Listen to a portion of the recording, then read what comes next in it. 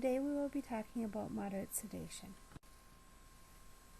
The objectives we will be looking at are defining moderate sedation, identifying key positions to decrease respiratory distress and failure, listing equipment to have prepared prior to and during the administration of moderate sedation, and recognizing when moderate sedation has moved to deep sedation. Moderate sedation is defined as drug-induced depression of consciousness during which patients respond purposely to verbal commands, either alone or accompanied by light tactile stimulation. No interventions are required to maintain a patent airway. Spontaneous ventilation is adequate. Many times when positioning our patients for moderate sedation, they are on their back. Using a small towel or blanket roll between the shoulder blades will help with neck extension and opening the airway. A head tilt, chin lift, or a jaw thrust if cervical injury is of concern may be used. In a case such as a colonoscopy, you may find that you have your patient in a side-lying position. A bite block may be beneficial.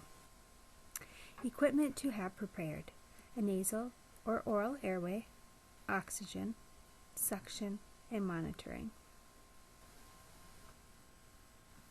Nasal and oral airway. It is important that you evaluate for any facial trauma or fractures the patient may have or previous injuries that would prevent you from using one or both of the airway devices.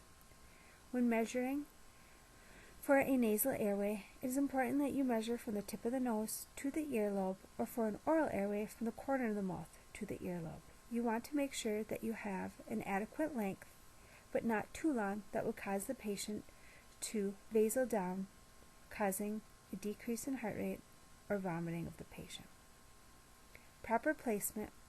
When placing a nasal airway, you will want to use a lubricant and face the bevel towards the septum. When placing an oral airway, using a tongue blade may assist you in opening the mouth and keeping the tongue in position.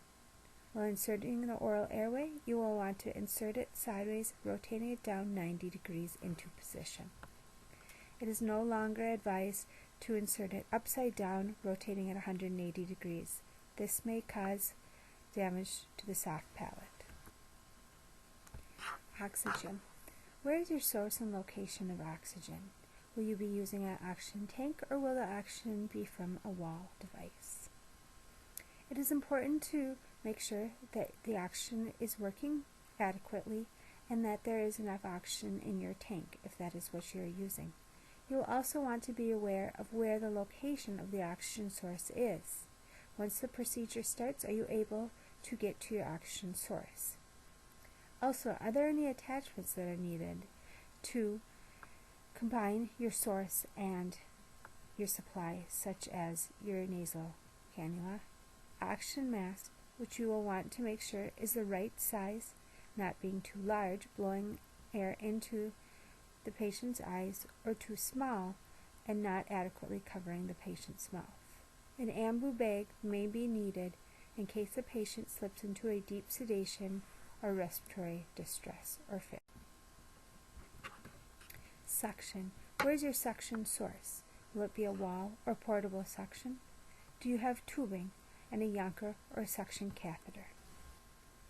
Monitoring the patient is very important. What is the respiratory rate and depth?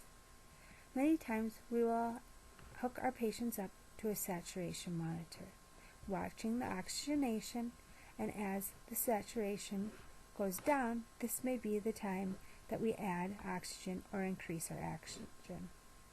Capnography is a wonderful device that is used in some facilities and or areas, which actually allow us to see the patient's ventilation.